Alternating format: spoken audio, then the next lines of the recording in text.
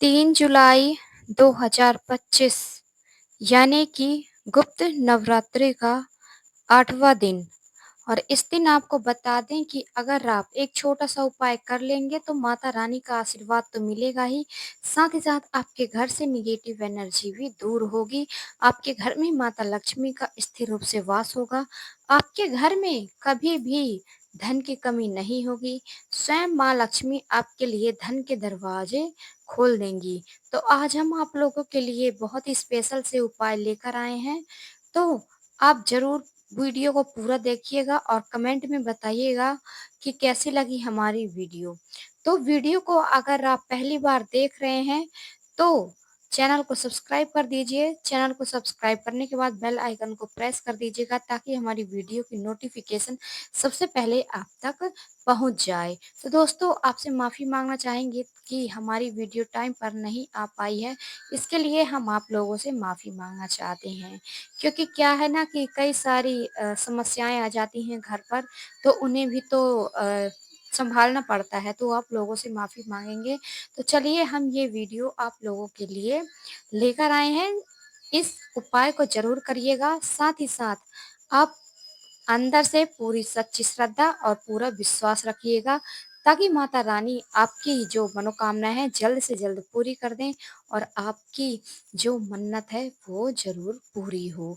देखिए गुप्त नवरात्रि चल रही है और गुप्त नवरात्रि में उपायों को गुप्त तरीके से किया जाता है। तो हम जो आपको उपाय बताने वाले हैं, इन उपायों को आप गुप्त तरीके से कर लेते हैं तो आपके घर में धन की कमी कभी नहीं होगी। साथ ही साथ आपके जो शत्रु हैं वो भी आपसे दूर चले जाते हैं। आपके घर में ना तो नेगेटिव एनर्जी आती है, ना नज़र दोष बाधा लगती है, ना ही आपके घर में बुरी शक्तियाँ प्रवेश करेंगी।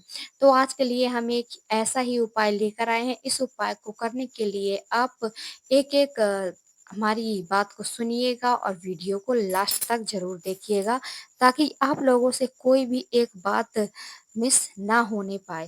तो चलिए हम चलते हैं हमारी वीडियो की तरफ। तो सबसे पहले आपको बता दें कि ये जो उपाय है आप 3 जुलाई को यानी कि गुरुवार पड़ रहा है। इस दिन आप किसी भी दिन मतलब कि किसी भी समय आप इस उपाय को कर सकते हो। आप चाहो तो सुबह कर लीजिए, आप चाहो तो शाम को कर सकते हैं, दोपहर में कर सकते हैं। तो आप इस उपाय को किसी भी समय कर सकते हो। तो इस उपाय के लिए इस उपाय को कौन-कौन कर सकता है? इस उपाय को स्त्री हो या पुरुष कोई भी इस उपाय को कर सकता है। तो इस उपाय के लिए किन-किन चीज़ों की ज़रूरत पड़ने वाली है, ये ज़रा ध्यान से सुनिएगा। तो इस उपाय के लिए आपको चाहिए काला धागा। आप 1 हाथ काला धागा ले लीजिए, ज़्यादा नहीं लेना है, थोड़ा-सा ही लेना है। आप काला धागा ले लीजिए, साथ ही साथ आपको एक कौड़ी लेना है। कौड़ी आपको पूजा-पाठ वाला जहाँ सामान मिलता है, जहाँ धूप वगैरह मिलते हैं, अगरबत्तियाँ मिलती हैं, जहाँ पर यानी कि कहने का अर्थ ये है कि जहाँ पर पूजा सामग्री मिलती है, वहाँ पर आपको कौड़ी भी मिल जाएगी। तो आपको चाहिए एक कौड़ी और यहाँ पर चाहिए क्या सिंदूर। सिंदूर आपको कौन-सा चाहिए केसरिया कलर का। केसरिया रंग जानते हैं ना? केसरिया नहीं है तो आप लाल कलर का सिंदूर ले लीजिए और इस सिंदूर का आपको पेस्ट तैयार करना है। गाढ़ा-गाढ़ा सा पेस्ट तैयार करना है। और इन चीज़ों को लेकर जाना है आपको अपने घर के मुख्य द्वार पर। मुख्य द्वार पर जाना है, साथ ही साथ माता रानी का आपको आवाहन करते जाना है। माता रानी से प्रार्थना करते जाना है कि वो आपके घर की रक्षा करें। आपके घर में ऐसी समस्याएँ आती हैं कि जाने का नाम नहीं ले रही हैं, तो माता रानी से प्रार्थना करते जाना है और ये उपाय साथ ही साथ आपको करना है। तो करना कैसे है? जो आपने काला धागा लिया है, काले धागे में आपको कौड़ी को डालना है। डालना कैसे है? आप कौड़ी के अंदर एक कील की सहायता से छेद कर लीजिए और उसमें धागा को लपेट लीजिए, गोले आकार का बना लीजिए और फिर इस धागे को आपको लगाना है अपने घर के मुख्य द्वार पर। मुख्य द्वार पर आपको इस धागे को कौड़ी सहित आपको बाँध देना है और मुख्य द्वार के ऊपर ही आपको यहाँ पर जो आपने सिंदूर लिया था उसका पेस्ट तैयार किया है आपने गंगा जल डाल के या फिर जल डाल के, है ना? तो उस सिंदूर से आपको स्वास्तिक बनाना है। क्या बनाना है? स्वास्तिक अपने घर के द्वार पर और अपने द्वार पर एक अगरबत्ती भी लगाना है। ये उपाय अगर आप कर लेते हैं तो देखिए काला धागा हमने यूज़ किया है, यहाँ पर इस्तेमाल किया है, जिससे कि आपके घर में ना तो नज़र दोष लगेगी, ना तो किसी की बुरी नज़र लगेगी। और आपने जो कौड़ी लगाई है, इस कौड़ी से आपके घर में सकारात्मक ऊर्जा उत्पन्न होती है, सकारात्मकता का प्रतीक कहलाती है। तो आप ये उपाय कर लेते हैं तो आपके घर में कभी भी धन की कमी नहीं होती है और एक दीपक आपको अपने घर के मुख्य द्वार पर ज़रूर लगाना चाहिए। शाम के समय आप अपने घर के मुख्य द्वार पर एक दीपक ज़रूर लगाइएगा क्योंकि इस दिन गुरुवार का दिन पड़ रहा है, तो आप दीपक के अंदर एक चुटकी हल्दी डाल देते हैं तो भगवान विष्णु आपसे अति प्रसन्न होते हैं। आपके घर में माता लक्ष्मी का वास होता है। क्योंकि आपको बता दें कि ये जो उपाय हैं बहुत ही उत्तम और दुर्लभ हैं। तो इन उपायों को ज़रूर करें और मेरी वीडियो को लाइक, चैनल को सब्सक्राइब कर दें और बेल आइकन को प्रेस करना ना भूलें ताकि हमारी वीडियो की जो नोटिफ़िकेशन है सबसे पहले आप तक पहुँच जाए। तो चलिए हम बात कर लेते हैं हमारे दूसरे उपाय के लिए। कि दूसरे उपाय को करना कैसे है और दूसरे उपाय को करने से क्या होगा। देखिए हमारा जो पहला उपाय था वो था हमारी मनोकामना को पूर्ति के लिए। अब हम जो दूसरा उपाय लेकर आए हैं, ये जो हमारा दूसरा उपाय है, दूसरा उपाय अगर आप कर लेते हैं तो आपके घर से शत्रु जो हैं यानी कि जो आपके दुश्मन हैं, वो परास्त हो जाते हैं।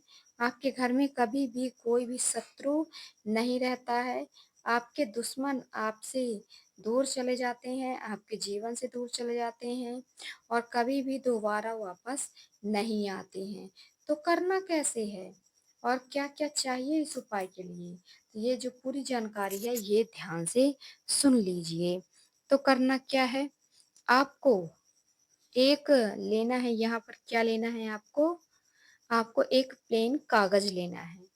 प्लेन कागज़ लेना है, उसमें कुछ लाइनिंग वगैरह, लिखा-विखा वगैरह नहीं होना चाहिए और साथ में आपको ब्लैक कलर का पेन लेना है ना? और जाना है आपको ऐसी जगह पर जहाँ पर आपका एकांत हो, ना तो आपको कोई रोके-टोके ना। क्योंकि नवरात्र के समय में गुप्त नवरात्र चल रहे हैं, तो ये जो उपाय हैं गुप्त तरीके से होना चाहिए। ना तो आपको किसी से बताना है, ना किसी से कुछ कहना है। तो इस उपाय को करना है तो आपको जाना है अपने घर के एकांत वाले रूम में जाकर बैठ जाना है और फिर करना क्या है, एक बात ध्यान से सुन लीजिए कि आपको दक्षिण की तरफ मुख करके लेटना है। लेटना नहीं है, बैठना है। दक्षिण की तरफ मुख करके आप बैठ जाइए और फिर जो आपने कागज़ लिया है, उस कागज़ के ऊपर आपको लिखना है यहाँ पर शत्रु।